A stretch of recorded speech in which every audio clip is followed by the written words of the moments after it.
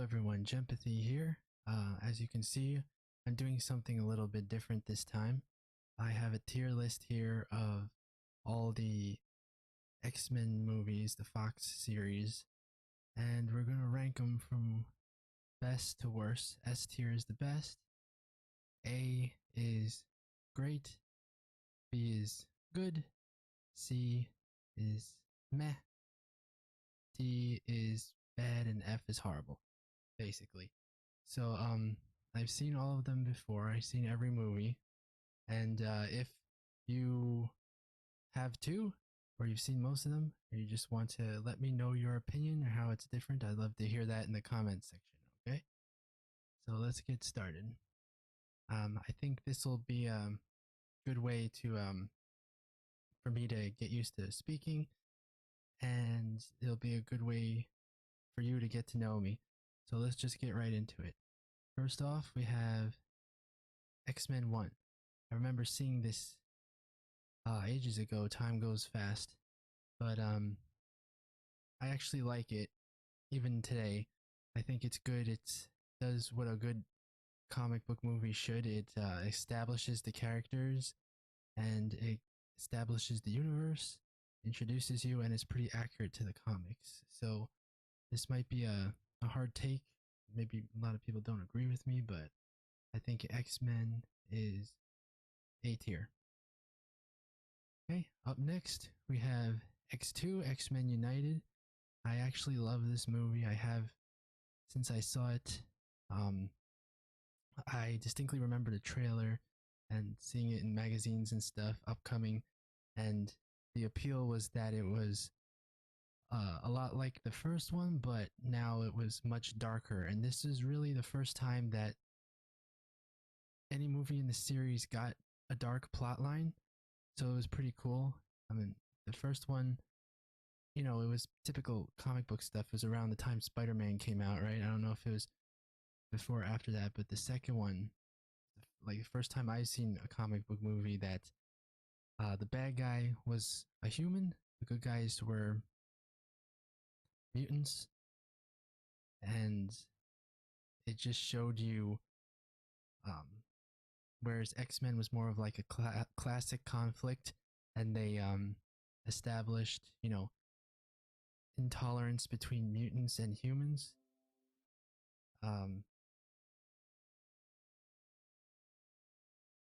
Whereas X2, X-Men United actually showed the consequences if people do not get along, and it's, the conflict is a classic one. It's comparable a lot to the issues that are going on today.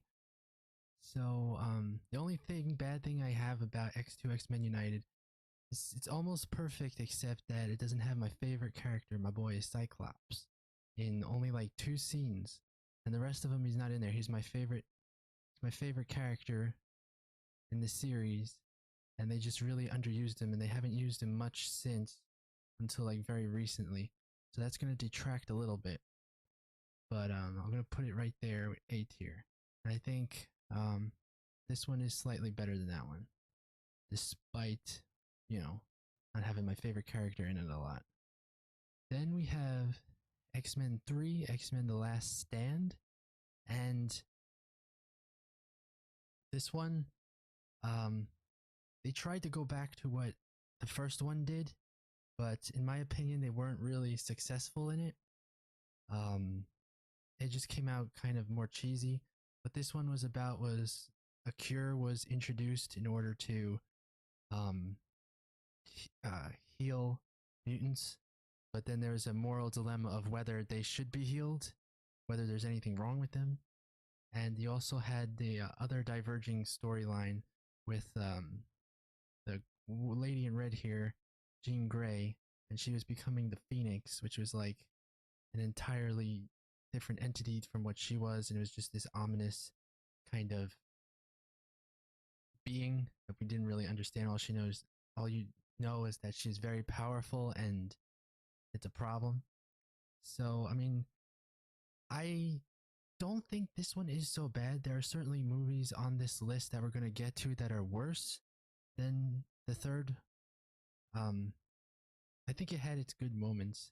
So though it's not going to be like up there. I think it's fair to put it like here, like towards the bottom.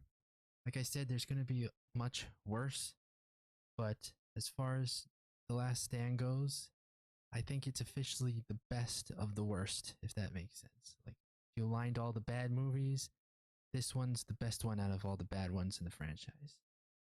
Definitely not the worst of the worst. Speaking of the worst, next we have Origins Wolverine. This was the first time they did this, attempted this standalone Wolverine saga. It's kind of got this Wolverine saga going of a franchise its own, separate from the X-Men saga itself, which I didn't really understand. But I think I agree with the majority of people when I say I didn't like this movie too much. I remember seeing it in high school and I saw the opening and I thought it was like really cool. It got me really pumped where they're going through the war and there's things shooting at them and they have to, it's just showing them going through time. I found it really interesting that Wolverine was Sabretooth's brother and that they were like much older than anybody had suspected up till now. Um, but the rest of the movie just dropped the ball. There was two issues that made it like just hard to get interested in, and one was that it was the physics, the logic, the science behind it just was not believable. And what I mean by that is two things really. For one, there's the science and the physics aspect of it. There's this scene where Wolverine is on a motorcycle and the motorcycle explodes and he's going through the air and his claws chop down a helicopter blades. And that's just a little silly cartoonish thing. Uh, physics doesn't explosions don't work like that. Physics don't work like that, right? But you know, even with that, it could have been forgiven. Um, you know, Action movies can be like that. They can be a good laugh to point out all the mistakes. And boy, there were so many in this one. But I could forgive that if that was all. But now there's also this other thing, which was they like completely disrespected the characters in it. The most infamous example was Deadpool, which is a fan favorite. And I mean, myself, I didn't really know much about Deadpool, but I wasn't the one making the movie. But it almost seems like nowadays I do know more about him, but it almost seems like they just heard the name and they said, "Oh, Deadpool, he must be like a pool of powers or something like that." And that's not how it works. It's almost like the people making this movie just didn't understand anything about some of the characters, and they just had to throw a plot together, and they didn't bother doing research, and they just gave them ridiculous powers that they didn't really even understand what was going on.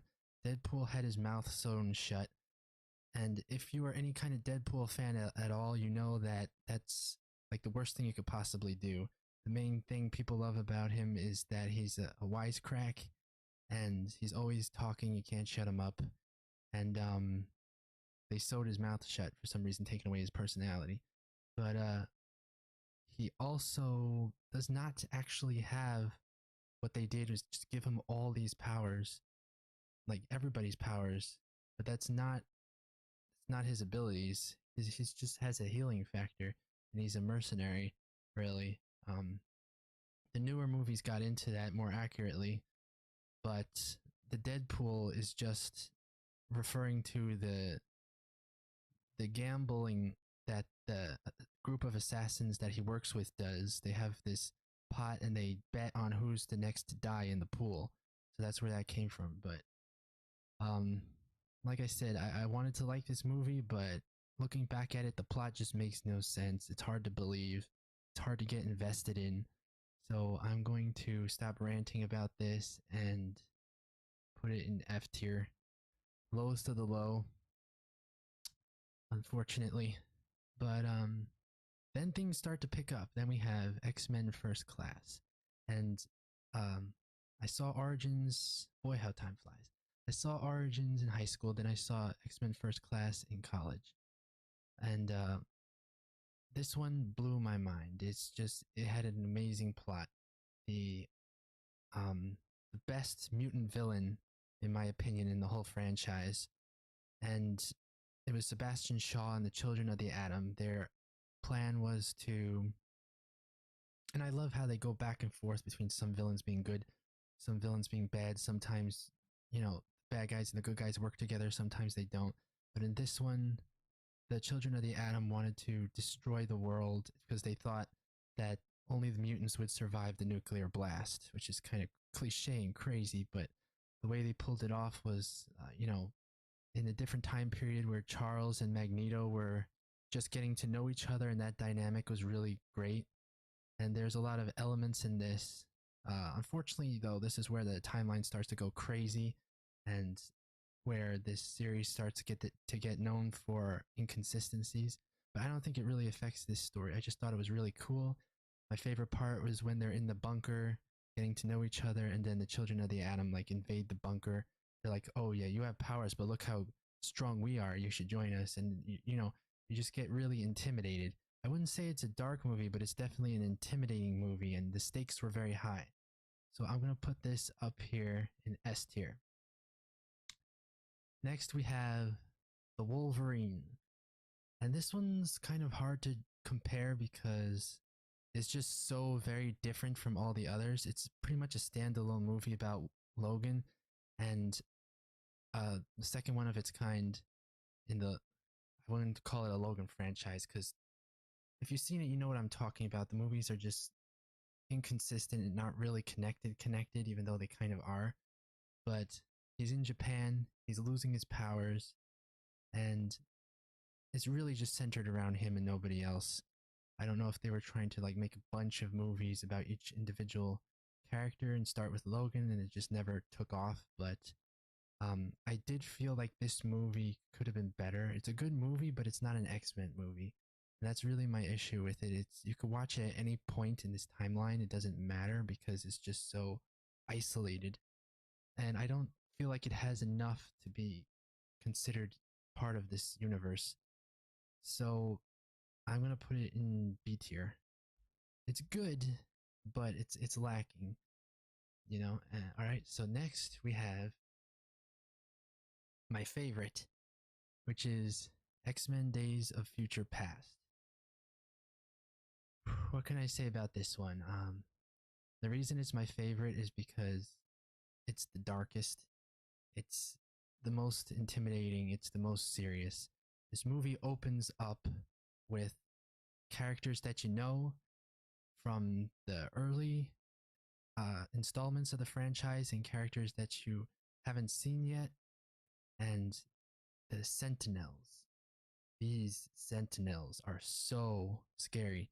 They come in and they just start killing your favorite characters. They just start killing characters as soon as the movie starts, just to show you wham. This is what you're in for. This is the problem. It's in your face.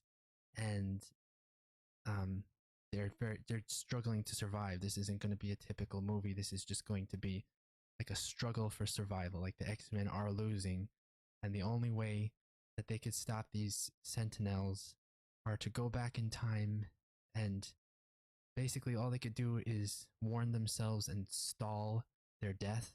They can't win, they could just stall their death through time travel. And that concept is so scary, especially when they're killing your favorite characters in such brutal ways. Iceman didn't make an appearance for a long time, and now suddenly he's back, and he gets killed 3 times in this, and the Colossus gets ripped in half, and it's just brutal, and scary. And the funny thing is, Sentinels aren't even that big of a deal in the comics, so I think it was really smart that they made them such an opposing force, such a strong force. I mean, they were a big deal to a certain extent. They were huge robots. That's basically what they were. But one strong X-Men could pretty much take them down. Whereas here, you have a whole team and they can't dent the thing because it adapts to all their abilities. So this movie is my favorite because it did what the others didn't really, and it kept you at the edge of your seat through the whole thing. And yeah, it shoehorned in the characters from First Class and stuff like that. But it was a wild ride, so I'm going to put it there in front of First Class. Next, you have X-Men Apocalypse. And this one's kind of weird. You have this guy who is Apocalypse. He's supposed to be like the ultimate Omega mutant. And he is a threat, kind of. He does weird things, but he never seems. He just seems too goofy, too cliche to be taken as seriously as the other movie villains. And I mean, he's purple. He looks like Ivan Ooze from Power Rangers, and it's hard to take him seriously. And plus, they don't have a lot of originality in this one. They stole a scene where, in Days of Future Past, there was this scene where Quicksilver, you all know the scene, Quicksilver breaks Magneto out of jail and he's going super fast and everybody around him is slowed down to basically not moving. And he goes around, he kicks all their butts in like a nanosecond or whatever. And they're playing music in the background. It's a funny scene. But this scene in Apocalypse, they copied it. And it's basically showing us the same thing. I mean, granted, it was still funny. It was still a good scene, but I was kind of disappointed. And I thought the execution was kind of weird because it was also Havoc's death scene. Now, me saying that, a lot of you might be like, oh yeah, that's right. You might not even remember because it's just completely overshadowed by the fact that as soon as he dies, like they don't even really show him dying, they just show him causing the explosion. Havoc shoots one of his laser beams and then it explodes. And then they have this comedy scene, but then at the end of it, Cyclops is like, "Where's my brother? He's dead." He was in the explosion, and I think they just didn't do his character much justice by disrespecting him like that, making such a. And yeah, that's enough on that. But I don't think it's so bad. Uh, I'll put it in B. I'll put it like right below Logan. These two kind of interchangeable. They're about the same to me. Then we have the final one in the Logan saga. And this one was the best of the Logan saga in my opinion. I do think it's a tad overrated because I think people like it just because it's very gory. But I mean, it just seems it is another case of isolated event, but it does have some cool scenes like when Professor X is in the hotel and they froze everybody and the people who are coming after them have their guns and stuff like a SWAT team. They're busting in their door and they just almost got to Xavier, but then he used his powers and because he can't control them anymore and everyone's frozen. Then Wolverine just comes in and puts his he's fighting it too, but he puts his claws up to everyone and kills them, trying to make it to Xavier in slow motion. Is just very tense. And this movie is very tense. They have that segment with the family that moves in, but it's I think it's too much about the gore and too much about the action. And it was very depressing to watch. It was a very serious movie. It wraps up, I don't want to spoil too much, but it wraps up a lot of characters' stories, which in itself wouldn't be a bad thing, but I just didn't like the way they did it. Um, it just kind of seemed in the same way as some of the other movies. It just seemed kind of disrespectful, even. And I don't know. It's definitely not a bad movie, but I'm gonna put it. Where should I put this? I'll put it A tier. Probably like there. Yeah. I know a lot of people like it, and it does. I've mentioned some bad things about it, but there are a lot of good things about it too. The writing is very good. I wouldn't say the villain is good. X-23 is an interesting concept of the girl who's his daughter, but that's a spoiler, sorry. But yeah, I mean, I don't know. Again, it kind of doesn't feel like it enough like an X-Men movie to make it S tier, but definitely has a good spot. And then we have Dark Phoenix, which okay, I didn't like it. I thought it was boring. It was another rehash of the X-Men 3 with the Dark Phoenix, except where this one was at least cartoony and, entertaining. This one was just slow paced, boring. Nothing that we haven't seen before. They're milking Mystique, they're milking young Magneto, and they're just milking the other stuff that's been in First Class and that's been in Days of Future Past, that's been in X-Men Apocalypse, and I mean, whereas this in X-Men 3, Jean Grey was like a totally different person. In this one, she was kind of just going through some kind of inner conflict, and it was kind of lame, kind of immature. They had one good battle scene at the end in a train, and like it right outside the doors of that mansion or whatever that the aliens were in. Didn't really understand what the deal with the aliens was anyway, but wasn't enough to redeem the movie really. So this is, I'd say that's worse than X-Men Origins because it's like the only one. Unfortunately, it was the last one, so this is how the series ended on that bad note. But it was the only one that I just wouldn't care to watch if it was on. Like, you're scrolling through TV channels and you see something on, you're like, oh, I can watch that. Nah, I'd just keep scrolling. Now, these two are last. I know they're not in the order they came out, but these two are last because they don't really relate to the other ones. They are technically in the same universe, I think, but it, they're not trying to be the same thing. It's just a totally different series, and that's not a bad thing, but it's different. So, Deadpool is a classic. It's very true to the comics. It's a comedy. It's raunchy. It's gory, and it puts all its chips down on that. So yeah, I gotta put that there. I personally don't like it as much as these two, but it is what it is. Some people do. I understand that. Um, what else can I say? It just kind of has that. It's very limited settings, and the second one kind of suffers from that too. But it kind of feels like you're watching a sitcom or something. Like if you turn the camera around, there'd be like a studio audience or something. It's just kind of weird like that. Maybe I'm not explaining that too well, but it is a good movie. It's true to Deadpool, whereas Wolverine Origins wasn't. This one I didn't like as much. I didn't think it was as original. It had some funny moments. It was a comedy, but I don't think it did enough. I remember being kind of disappointed when I watched it because Cable's like this futuristic character, and I knew a little bit about him, and you would expect it to be something else, but it still kept that same. I mean, same. I didn't expect him to go in the future, but he was just kind of like a future guy in the modern world. It didn't really, you know, didn't really live up to what it could have been, in my opinion. And it was just whenever you have something that's just like exactly the same as the first one, I can't really give it the same rating as the first one, right? Because it's been done already. I'm gonna put it. I'm thinking of putting it in B.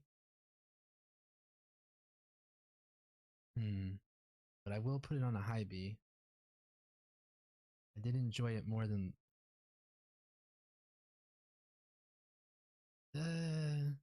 See, I have X-Men in A, so that makes it a little harder. Um.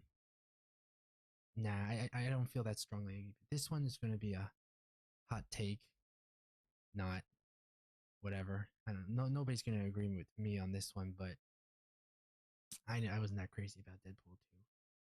So anyway, I hope you enjoyed this. That's my list. Let me make sure it's all in order. Yep, that's about right. Starting here, going this way. Well, if you have a different opinion, which I'm sure you do, I'd love to hear it. Put it in the comment section, like I said before, and let me know if you like this. Like the video, thumbs up. Uh, Stay a while, subscribe if you want, and let me know what other kind of tier lists you would want me to do. Because I really like doing this and I would love to do more. And if there are topics that you would like to see in specific, me rating, whether it's movies, music, whatever, games preferably, but just let me know. Thank you for watching.